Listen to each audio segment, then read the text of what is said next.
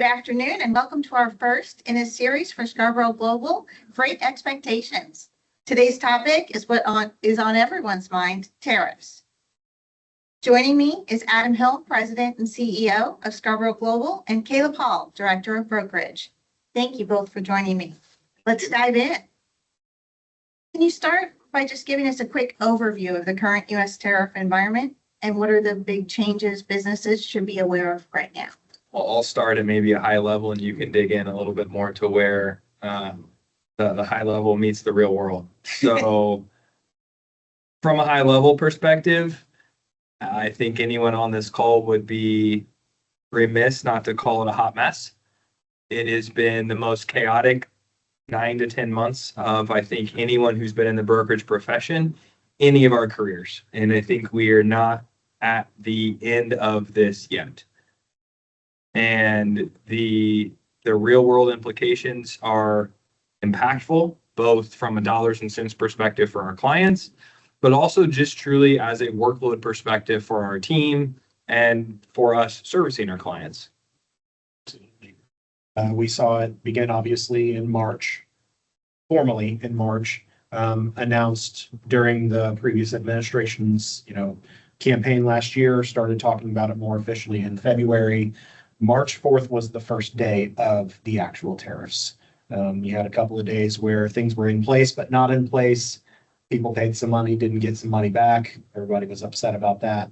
And then from there, the cadence has been probably every 3 to 4 weeks, at least, sometimes a little more often than that. We've seen some new tariffs, sometimes simply additional tariffs from a regulation that was already started before. Sometimes it was an entirely new one. We started with the International Emergency Economic Powers Act, IEEPA, as we call it, because we're in brokerage and we love acronyms, alphabet soup. So that was the first one, started in March. That was focused around the fentanyl trade. And then we dove into the reciprocal tariffs. Actually, no, Section 232 started later in March 12th, I believe. Went into the reciprocal tariffs in April. And that was the Liberation Day, had that fun day, and everybody got assigned to their individual countrywide rate. And from there, it has been just a slew of additional measures under IEEPA and 232. I mean, if you think about the impact of what that has caused our client base is they are purchasing 90 to 120 days in advance, waiting for their goods to be made and then shipped, and then trying to sell, not knowing if halfway through the rates are going from, if we look at some of the early China stuff, 0 to 145% overnight. And that is a recipe for disaster. And we had people abandon cargo. We had people say, we've seen clients go out of business simply because they can't write the check. And so I think it's been a very chaotic, like I said, time within the importing community's life that they've really never seen. Well, how would you say then, or what would be the best way to say overall how it's reshaping supply chain strategies for sourcing and production locations? I mean, I think from a sourcing standpoint, we've seen a lot of customers look beyond China. I mean, if we're really honest, China hasn't been sexy since the first Trump administration, when we originally started Section 301 duties, and that was really the start. And this has just fast forwarded that conversation beyond just China. And I think what you've probably seen now is countries are all over the board. Absolutely. So obviously at this point, every country has some tariffs. Nobody's been exempted completely. Everybody's paying a minimum of 10% addition. I think that's the absolute bottom line that everybody's at right now. And I'll call it a silver lining. There have been some bright spots with this in terms of, you talked about the supply chain and how this reshaping that. One of the cool things that we've actually seen with our importers and their suppliers is a lot more interaction there than there previously was. It was often a transactional situation. I'm buying from you, you are giving me a thing. That's the end of it. That relationship for a lot of these importers has grown drastically over this because they have to have conversations that are deeper. It's not simply I'm buying an item from you. It's I'm buying an item from you and it's gonna hurt if you don't help me out here. Yeah. So there's actually been a really cool aspect of this where those relationships have strengthened. And then the relationships between us as the broker, the forwarder, any aspect in the supply chain we're involved with, our relationships with our clients have also strengthened over this. You're right. Not just because we're the experts, but because they know that we have the desire to help them out. That is one of our hallmarks, one of our benchmarks as a service provider is, yes, we provide you a service, we get you from A to B, but we are so much more because we're truly your partners. We are going to help you figure this out. And that's been the biggest struggle for everybody is figuring this out because there's been so many changes constantly. And that's been a positive benefit. It's hard to think about a positive in all the craziness, but that is one is. Right. I agree. It does definitely strengthen all of our partnerships. And I think probably one of the most interesting things is I was in our board meeting, I don't know, maybe a few weeks ago, and the question came up is like, what makes Q4 more simple maybe or more predictable? And I said, just stability. That's really all. And I think anyone in the importing public can agree with that statement as well. We just need some predictive. And if we could just get to a point where when we bought today, we knew in 6 months what our price was, I think everyone would be content. Tariffs, right or wrong, is a whole nother conversation that we obviously don't want to deal with, but that's a completely separate conversation. Well, and if you think about it in the frame of other, I'll call them tariff actions, but really like think USMCA. USMCA had regulations in them that said, when it first came out, this is your rate today when it starts. But 6 months from now, a year from now, you have to calculate differently based on what's going on because the goal is to really tamp down those foreign origin items. And then you're going to start to have to use different calculations.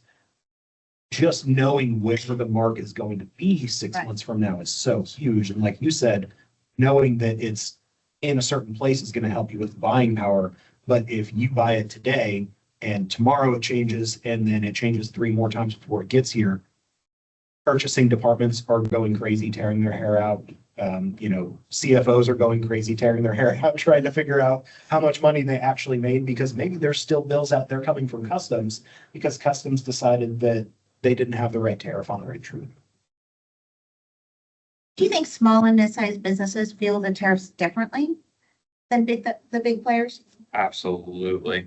Both from a just true financial, like just the availability of capital. Some small to mid-size importers obviously are running a tighter ship than larger ones, don't have access to the same public financial market that some large public companies do. And getting bills, I give you an example. We had a customer on the southern border that if their goods would not have qualified for USMCA went from $0 to $165 million in duties due to the new ones. No one absorbs that. And the customer size that absorbs that doesn't fit into the small and mid-sized company. And I mean, I think that's been the case across the board.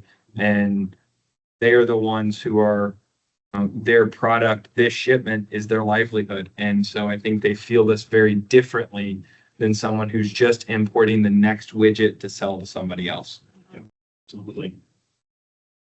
Caleb, can you speak a little bit about how this has impacted your team on a desk level, the changes? And how right? No, it's totally the same as it was 10 months ago. To say that the landscape has changed from a data entry perspective is the biggest understatement of the century. The average amount of time for customs entry, just A to Z, has probably, depending on how many tariffs you're dealing with, tripled or quadrupled, simply because we talked about IEEPA and how that's a flat percentage. It's still hard to deal with, but it's consistent. When you get into things like the Section 232, declaring the steel content, the aluminum content, the copper content, dealing with procurement and things like that, where maybe that number changes shipment to shipment, importers have to change their documentation. And if that documentation changes, we as the broker have to adjust as well. There's no consistency in our world right now. And if we have consistency, it is consistently difficult. There is no easy right now. And we have seen a drastic increase in the amount of time it takes to do a shipment, the complexity involved, the levels of logic that have to be applied on in a customs entry that maybe took 10 minutes before. It's almost like you feel like you need a law degree to comprehend what the levels are to make sure that the HTS code is right, because we have a lot of power in our hands, I'll call it, to affect our clients positively and negatively. And it's crucial that we get that right, because if our client ends up with a $50,000 duty bill, a large corporation, they're going to absorb it and they'll deal with it, and then they'll get it back on the back end for a PSC. A mom and pop shop doesn't have 50 grand to float. Mm-hmm. One entry can be the difference there. Well, I think the other thing that desk level, if I kind of take a step back, we've made a lot of investments in IT, artificial intelligence to read invoices more quickly, reduce data entry errors. Well, not only does then that go up a little bit in smoke, because we have what used to be one tariff number that can be up to 5 or 6 on a single line. So is on the flip side, customs can't keep up. And customs doesn't have the logic in place to handle and manage this, which is why we're seeing a lot of conversations. I think customs is asking more questions than at least I've ever seen. Absolutely. And trying to understand, is this right? Did you pay us the right amount? Because let's not forget that while maybe what we see in the news is all about protecting our borders, customs' number one objective is to protect the revenue of the United States. And this is certainly a revenue generating measure. Okay. Well, what questions should importers be asking their brokers about this process to make sure it's done accurately? How can I help? Expound on that. Truly, that is probably the biggest question that is going to help everybody, because you and your broker should be a partner. You should be allies in this, because everybody's in this boat together. Everybody is experiencing the pain together, but your broker is only as good as the information provided to them. We, as your broker, can't make assumptions. We can't, because the importer of record in the United States is legally responsible for all aspects of importing. And that includes HTS classification. It includes if you have those steel derivatives and aluminum derivatives that you are able to provide, hey, this is 10% steel, so this part is, it's all about that data that goes into the entry, and we don't have a way to get that information. So making sure that you're talking to your broker and saying, what do you need from me?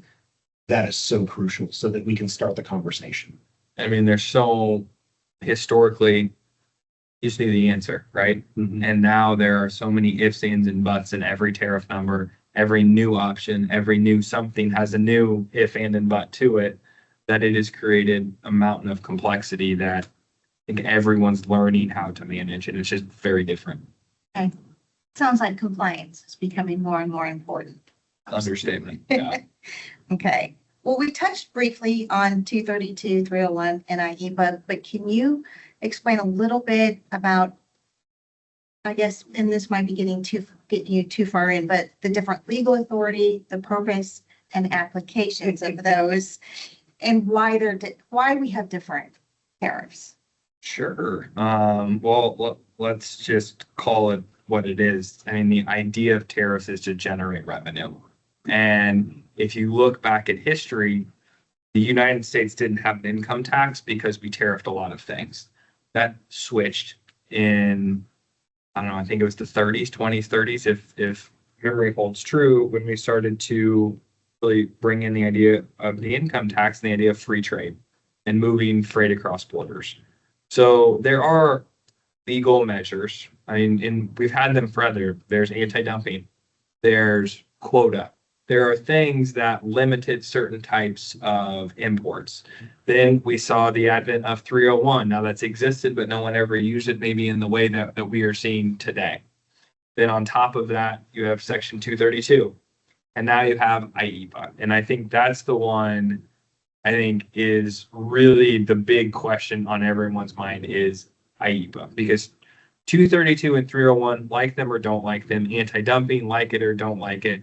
There are legal remedies, there are public comment periods, there's a lot that goes around that. So while you may or may not like it, it is a legal process that is followed. And precedent is also And important. certain precedent, right? And then you look at IEEPA. And IEEPA covers fentanyl, and it covers, as Caleb mentioned earlier, all of the Liberation Day tariffs. So as anyone who's close to this has been following, last week, the Supreme Court heard oral arguments in the IEEPA case. And you can read and get all sorts of really bad information about what was said, what wasn't said. But I think if we get down to the gist of the conversation, the government is relying, and the government, as in the current administration, is relying on the language in the IEEPA law around regulating importation. Now, that's very broad language. And because legally Congress is the only one who has the power to enact tariff, and therefore regulating imports, the question is, does that include tariffs? And if so, that's a strange piece because Congress is already the only ones that can levy a tariff. So that is the overall conversation. We heard oral arguments last week. You will find people saying there's going to be an answer this week. You will find people saying there's going to be an answer next week. From everything that we have seen from court history, they will answer in June. So we've got another chunk of time to wait here. And Supreme Court, I actually didn't know this. I spoke to my alma mater a few weeks ago, and I didn't realize this, but Supreme Court's issued their decisions on Fridays. So the Fridays in June will be very, very, very impactful, I have a feeling, to everyone on this phone call right now. Okay. So the Supreme Court issues a ruling that what? Oh, buddy. All hell breaks loose. So the Supreme Court can issue in one of two ways. Mhm. Really one of three ways. Option one says the administration has all legal authority to do exactly what it is currently doing.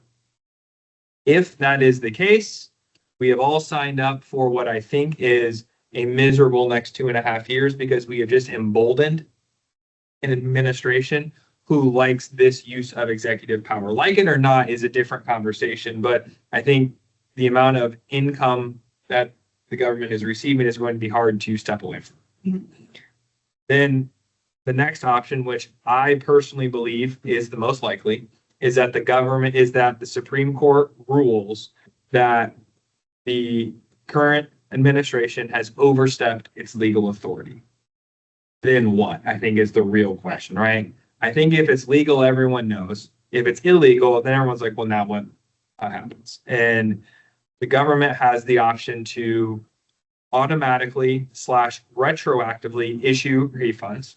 They have precedent to do that. They've done it historically with things like GSP. However, my gut says that will not be the case, and they will force importers to request those refunds. And requesting those refunds comes at somewhat of a cost because someone has to do it for you. But I think maybe if you want to dig into some of the details around the timeline of what that looks like, because you need to protect that right. And I don't know if people are really understanding that. We just sent something out last week around it, but you need to protect that right to potentially get that refund. For sure. So the importation process has, several stages. Ultimately, everything starts with the release of the cargo from customs. That's your date that everything else is generated from. So the date of the release of the cargo, approximately 314 days after that is the period at which the entry liquidates or finalizes. Mhm. So that's when customs, you've paid the duties 10, 11 months ago, but it's not final. No. Correct. It's not final. Once it liquidates, that's customs stamping it and saying, okay, we're done looking at this. That's what you owe us. Okay.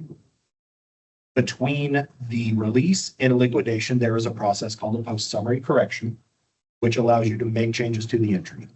Most of the entries that we're talking about right now will be past that stage, most likely before this ruling is issued.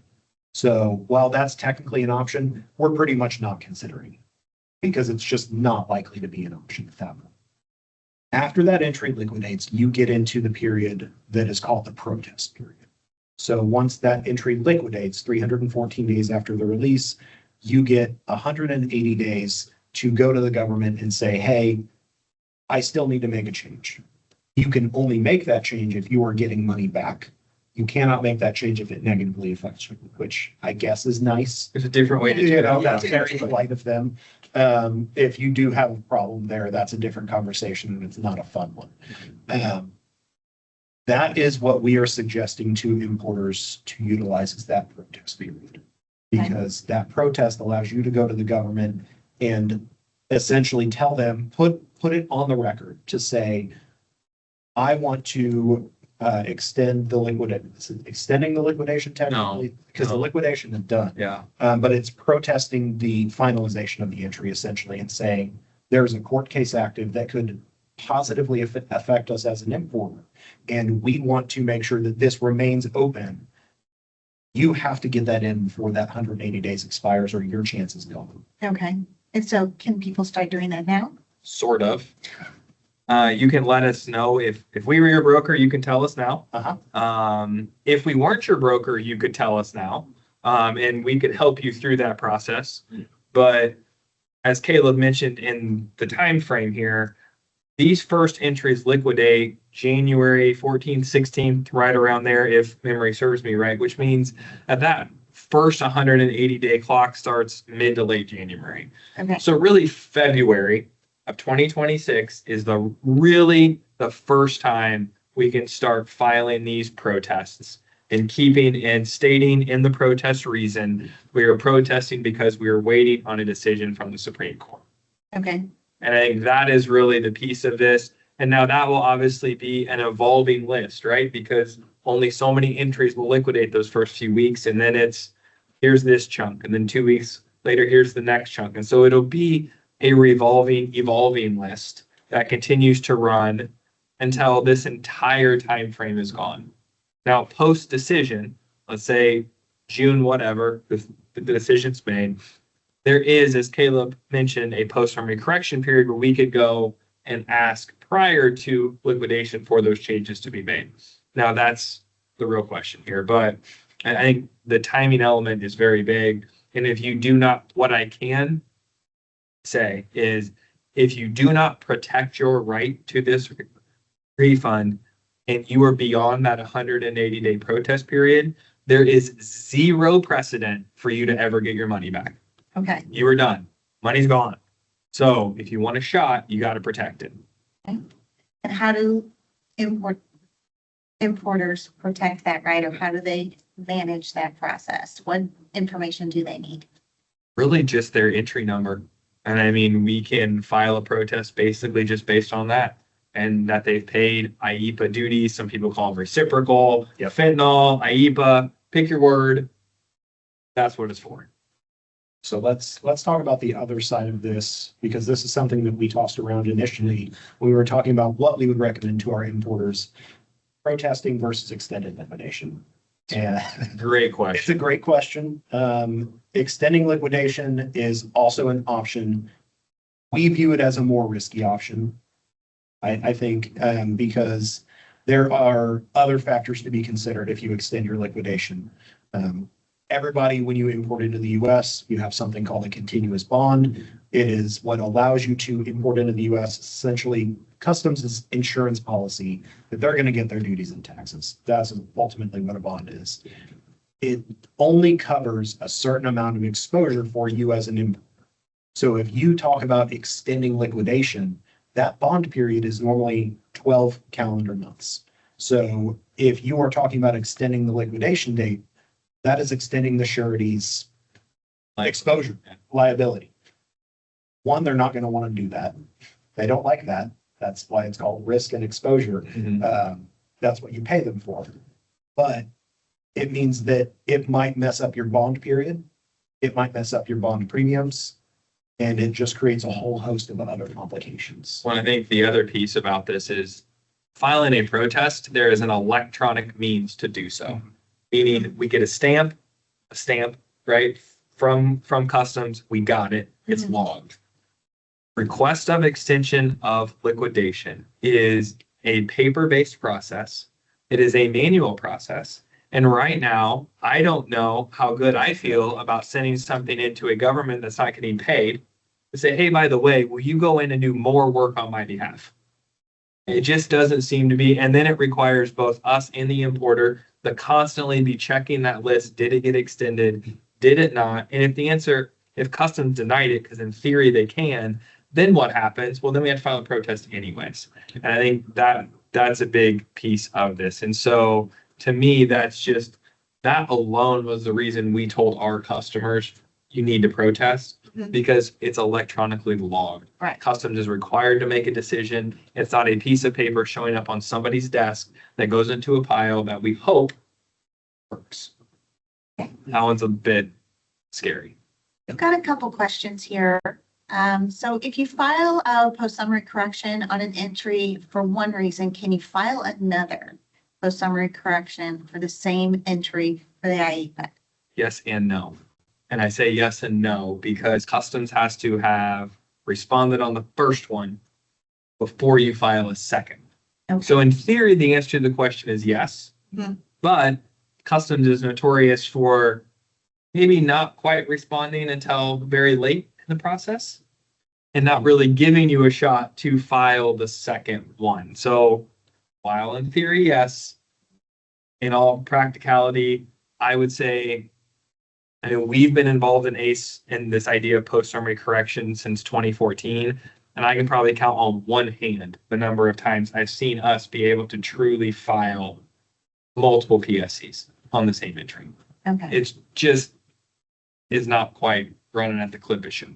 And customs does not take kindly to being chased about responding on a PSC. No, I don't. And is there a penalty for filing a protest? Not at all. No red flags, no anything. It is a standard process. I'll give you an example. We had a customer that had a case in front of the Court of International Trade that actually extended for 15 years. Wow. And they had protest filed, and they're just now, the court case just got settled in the last 6 months, and they're just starting to see the results of those protests come through. And so in theory, that is the same type of idea that we're talking about here, right? Protesting based on a court decision. Okay. There's precedent for it. It's very normal to happen. And It further reinforces the importance of making sure that you have that on file. Yep. Because those are so old that there's whole departments of our company that don't exist anymore. Correct. From before they were filed. Yeah. And thank God they were filed and it's all electronic because we get those emails forwarded to us when that happens. Yep. Doesn't matter that things have changed. It was on file. Right. So do you sign up for the ACE refund system? So there is, all of the protests are filed through the ACE portal. That is how that process works. Every importer of record, I would highly encourage you to have access to your ACE portal if you are not already signed up for it. It is a great tool for you. It is a difficult tool to use. It is not well streamlined, but it is incredibly useful for you as a knowledgeable importer. I mean, it gives you the same view into your data that customs has. Why Absolutely. wouldn't you want it? And it's free. Yeah. I think it's ace.cbp.gov. It's a free tool. Go get it. Yeah. All right. Here's another question. Do you file the protest by your company entry number and cover all the shipments, or do you have to file it by each order or shipment? Each customs entry needs a protest. Now, technically, you can bucket some together. We have had both good and bad results from bucketing them together, but there is a requirement to list each and every entry, whether that is on 10 protests that cover 50 entries or whether that's on 50 protests that cover 50 entries. Okay. That our typical stance is 1-to-1. It also prevents some customs person from clicking a button and denying something they shouldn't have. And now you have a whole different problem on 20 protests rather than just one. Okay. So we have just found over time that while it allows for us to file one protest for multiple customs entries, we have found that it's better to do 1-to-1. And I can take, there's a question up here on how many days to file a post-summary correction. You have about 300 days from the date of entry to file your post-summary correction. Plus a Friday. Plus a Friday. And if an entry gets towards the end of the protest period, but before we have an answer from the Supreme Court, on what basis can we file a protest? So can you file a protest? Yes. Absolutely. So basically, we have a lot of customers asking this question, like, do we start filing protests in February? Not thinking that the result's not till June. And I think that's where the question's coming from. Okay, That 180-day window that Caleb talked about is just around pressing the button and lodging the quote unquote complaint. okay, Hey, we think this is wrong. And so we assume there won't be a final court decision, and that protest will then stay open beyond that 180 days. That 180 days is simply the mechanism to lodge said complaint. Think of it like your insurance policy. You only have so many days to file an insurance claim or the claim's gone. Same exact idea. And I'll just follow up because I see the question popping up here around how much do we claim? With a protest, you're not claiming an amount. You're saying that the IEEPA duties were incorrect. Therefore, all IEEPA duties should be refunded. You're just holding your place in line. Yeah, you're just holding your place in line. okay. Let's see. Sorry, we got really customs nerdy on here. No, we just got a lot into the timeline and I don't know if we want to pivot a little bit more. I know we dived into some compliance issues and I think that compliance is going to become very important because no matter which way this goes with the Supreme Court, I think understanding everything that, and like you had said, the better relationship with your suppliers. So what challenges would you say companies run into most with the compliance side and looking at these tariffs? Budget.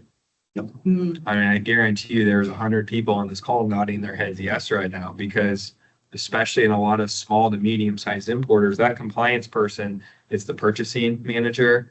They are the logistics manager. They're wearing multiple hats, and that's very normal. mhm. And compliance becomes a cost. Mhm. And they constantly are weighing that, and they have, especially in today's economic environment, someone looking to save every penny, and compliance becomes one of those things. They're like, well, We don't really need it. we haven't been caught It's yet. not making us money.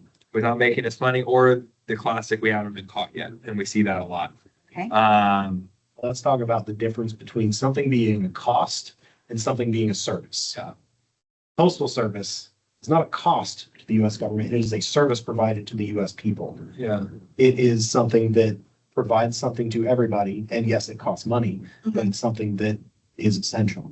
Compliance is your post office. Yeah. You don't do well without compliance. Yeah, and I think you don't. And we've seen this time and time again. I mean, companies need to, whether they like it or not, don't pick us. You need to make sure you are doing business with a good partner that understands and can help you with compliance because it just got exponentially more complex in the last 10 months than it's been in the last 50 years Well, you combined. say don't pick us, but what do we do to help our customers? Fair enough. Fair enough. Fair enough. We do a lot. We've made a lot of investments in technology. Mhm. From that perspective, we have some tools that we offer as far as AI assisted classification, some help country of origin mismatch issues. We're working on some easier way to get around USMCA qualification. And so that is truly from a technical point of view. But I think the most important thing that we do is our team. Mhm. And, while parts of our business may not be doing as good as they should be, our customs brokerage group continues to grow. We've continued to add staff. We've continued to add more people in that group. We have a high number of licensed brokers to non-brokers in our group. And for me, that is very important. I'm a customs nerd at heart. It's a part of our business that is very, very important to us. We have a lot of customers. That's all we do for them is customs, right? And so I feel like we spend a lot of time and energy on the phone, providing educational events, providing anything we can to help them become better. Because ultimately, if we truly want to be selfish, the better the importer is, the easier our job is, right? Like, let's be honest. Mhm. So I think from that perspective, there's a lot that we are doing and will continue to do to make sure that our customers, obviously Caleb and his team is on the front lines of this. And we also, you know, you talk about the better the importer, the easier our jobs is. We also love having importers that need the help. You know, that's part of our job as a service provider. And, you know, Adam described himself as a customs nerd. I think anybody who passes the brokerage exam has to do that. Fair enough. Because, you know, I passed it, you know, shoot, 10 years ago. And that was, you know, it's a task. It's not an easy test to pass. And it is a badge of honor for most of us that, Yeah, it that is. hold that. That's why we're so proud to talk about how many that we have. But there's the aspect of education. We love to educate our importers. We have spent time going out and visiting clients, putting on seminars for them. We will have, you know, the number of phone calls that I have had since all of this started. Emails don't matter anymore. You know, that at the end of the day, I spend most of my time on the phone trying to help our importers walk through things like this because it doesn't matter if they've been in this for 25 years. This is the craziest it's ever been. And that is so cool to see that with our importers where we get to spend that time with them and say, hey, this sucks. That's all there is to it. But it sucks for all of us. At the same time, we're all going through it. Let's figure this out. I spent an hour on the phone just before lunch today with a client that they have an issue of, they don't import copper, they import brass. How do you figure your tariffs on brass if it's really tariffed on the copper? Oh, and also part of it's melted down. And then how do you deal with that? It's so cool to have the opportunity to talk to all of these people about the problems that they're having and be able to solve a puzzle for them. That's a really cool part of our job. Absolutely. So here's another question. If we register for ICE, does Scarborough handle the protest? Is there a charge to have Scarborough do this? I mean, if you register for ACE, you should do that, whether you're filing protest, not filing protest. If you are an importing or exporting member of the public, you should have an ACE account. So I think let's set the record straight there. If you want us to do it for you, yes, there is a charge to do because it is, I mean, we are a service provider. We charge on time and energy, right? And there is time and energy to do that. And it's as simple as that. If you want to understand your pricing, reach out. We've got a few different tiers as we have some large importers. The question is, so if you do hundreds of entries, you have hundreds of protests? Yes, is the short answer to this question. But like we said, in theory, we could file maybe 20 protests for those 100, but if customs were to come back and kick out 5, now you have 5 problems to deal with, not one. And what we have found is it just seems easier to do it one by one. It has prevented lots of heartache historically. And my gut says that this will be a time filled with heartache. And so the less that we can prevent, the better it's going to be. Okay. We have a question centered around 232 tariffs. It says we basically import products that are 100% steel and aluminum for niche pet products that cannot be manufactured cost effectively in the USA. Do you foresee any cases being made for excluding these products from the 232 tariff? Currently, no. Okay. There obviously were exclusions in the past. The reason that I say no, and I say it vehemently right now, is this administration is not interested in making exceptions. They are not. At least in this case. Not in this case, yes. They actually literally canceled all exclusions not canceled. Any exclusion that was in place already for 232 was expired. And no option for renewing it was there. I don't have a crystal ball. I would love to see the exclusion process reopen, but right now we're going the other direction. Right now, we literally just, a month ago saw 93 additional HTS codes put forward for more tariffs. So we're not going the direction currently of exclusions. I would love to see it go that direction again, but right now. Well, I mean, the last piece of the puzzle that came out on this was the government actually asking the U.S. importing public if they wanted something added to the list, not taken away. So, I mean, I think that's the stance. Okay. Historically, the stance was, this is what we think. Are there exclusions? And this time it was like, hey, we may have missed some. Hey, guys, are there any else that you want added? And I think that is just the current, right or wrong, that's just their current stance. Okay. To file a protest, do you have to attach all supporting entry documents? It depends on the type of protest that you're filing. Because for what we are talking about, again, you're not saying this is the amount of money I want to get back. These are the documents that back it up. This is saying, I know there's a court case going on. We will be asking for our money back. Put me on the list, basically. When you are doing a protest for something after liquidation that's for a specific issue, yes, you would provide supporting documentation to say, hey, this was declared incorrectly or something changed. And here's the invoice to back it up. In that case, if you are already asking for money back, yes, you would provide that documentation. But the situation we are in right now is not necessarily asking for the money back yet. It's saying, I want to be on the list. Okay. That's where we're at right now. Now, does customs come back and ask you for it? Maybe. So you can proactively do it, but it's not required to press the button. Is probably the best way to say that. Where in a lot of instances it's required to press the button, it's not required to press the button. But my guess is customs isn't going to write the check without it. So you may end up doing it at the end of the day. Okay, so potentially a little bit of pushback on the IEEPA. Yeah. They don't want to give you the money back. Let's just make that clear. And the They don't government want is to- great at collecting funds. I mean, everyone here, at least in the US, files taxes, let's hope. And you all know the difference between giving the government your money and getting it back in a refund. Those processes are very different. Same idea here. And I mean, if you talk about the PSC and protest process that we've done for years, there was a certain expectation of what was going to happen in response to those. For US, let's use USMCA because obviously it's coming up for review. It's going to be a hot button issue coming down the pipe. Maybe that's something that can be worked in with the tariffs, who knows? But traditionally, if you missed claiming USMCA on something and you said, hey, this product on this entry needed to have USMCA, customs would say, provide your USMCA certificate of origin, confirm that it applied at the time of entry, and we were more or less golden.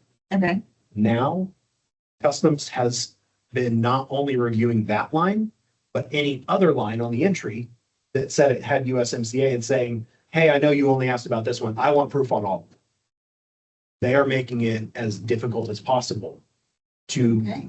to claw it back because they don't want to give it up. I mean, Another plug for a strong compliance. yes. Okay. I actually think there's a really interesting question that just came on, and I think this is on a lot of people's mind. And I'm going to read it. Does it have to be the importer or broker that files the PSC? If we are the customer and our vendor, i.e. the importer, doesn't want to file the protest, can we file as long as we have the entry number? No. And I think this is going to be like, let's talk about the commercial impact of these becoming illegal. So our running hypothesis is that you may have worked with your vendor to absorb, let's say, a third of the cost. Maybe they reduced their price a little bit, so the tariff wasn't so much. A third of the cost is being borne by the importer themselves. And then the other third is somehow getting passed on to you and me as a consumer somewhere, right? And then the question is, if you weren't the importer and your person gets all their money back, do you get it back?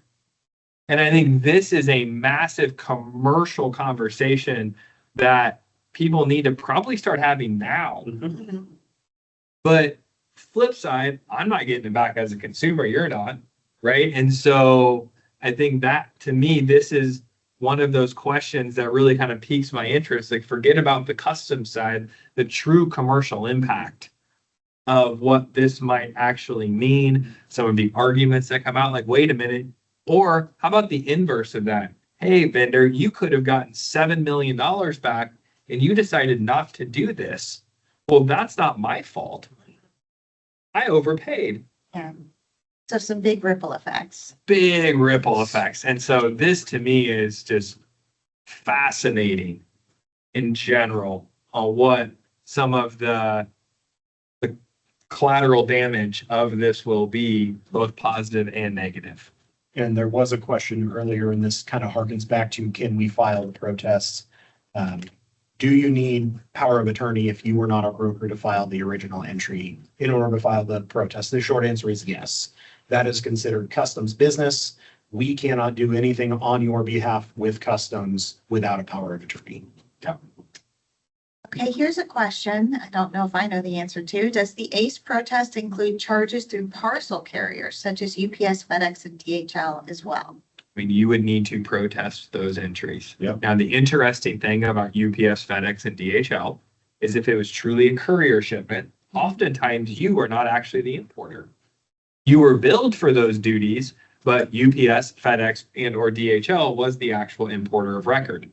So you have a parcel, another interesting piece of this, you have overpaid your parcel carrier, who is in theory overpaid the government on your behalf on items, but they claimed they were the importer. Right. And so there are some really unique things that might come out of this as well, because historically UPS, FedEx, and DHL did not fall under Title 19 of the CFR, which regulates import and customs brokers. They fell under the same regulations as the U.S. Postal Service, which is a whole different set of regulations. And so I don't think the court has even considered this yet. The court cases that were brought did not consider parcel. The court cases that were brought considered standard O1 entry types and things like that. So I think that to me is going to be another question as this continues to move forward. If the 232 tariffs were paid to the overseas manufacturer and we paid the manufacturer for the tariffs, I assume the refund, if that ever happens, does that go to the I think the manufacturer? question is who originally paid the tariffs to the government? Yep.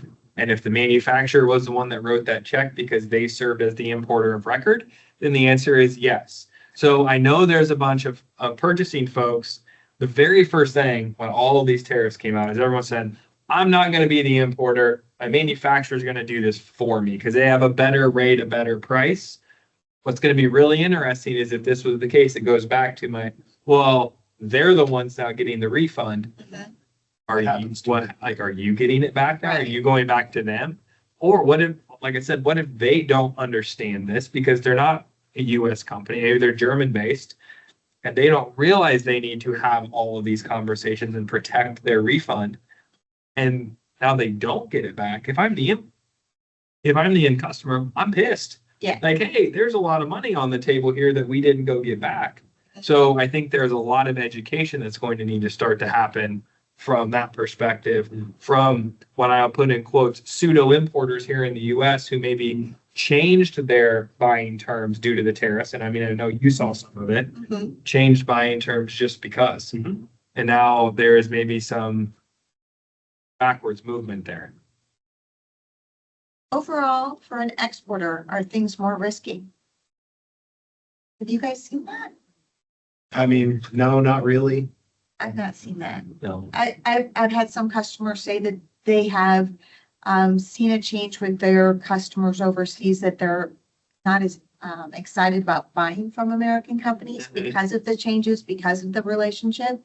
But I don't think the process is any It's not riskier. risk. No, Relationships have been affected. absolutely. Canada's mad. I don't know if anybody knows that. Canada's mad at us. It's because they're so polite. That's why no one Yes, knows. yes. So we have seen definitely some shifts in attitudes towards the US over this. Whatever you hear in the news, you all on this call are in the international industry. You know how people feel about what is going on in the US. That is a better indicator than what you hear from whichever side of the aisle you fall on. Those relationships have been tense at best. Our job is to try and keep everybody happy. We deal with every country in the world. So we need to help our importers have great relationships with their shippers, with our agents and everything to keep that from boiling over into, oh, well, you're from the US, so you're awful. At the risk of getting too political here, try to find one, right? Uh-huh. Is historically tariffs beget more tariffs. And so I think from an exporter's perspective, and one of the things that I think we missed on, like I said, but do you think tariffs are right or wrong? The way that some of even the early tariffs were imposed hurt our exporting community when that was historically what we were trying to grow. That was what was mentioned. However, what we said and then how we executed what we said actually negatively impacted our exporters, our U.S. manufacturing base's ability to export.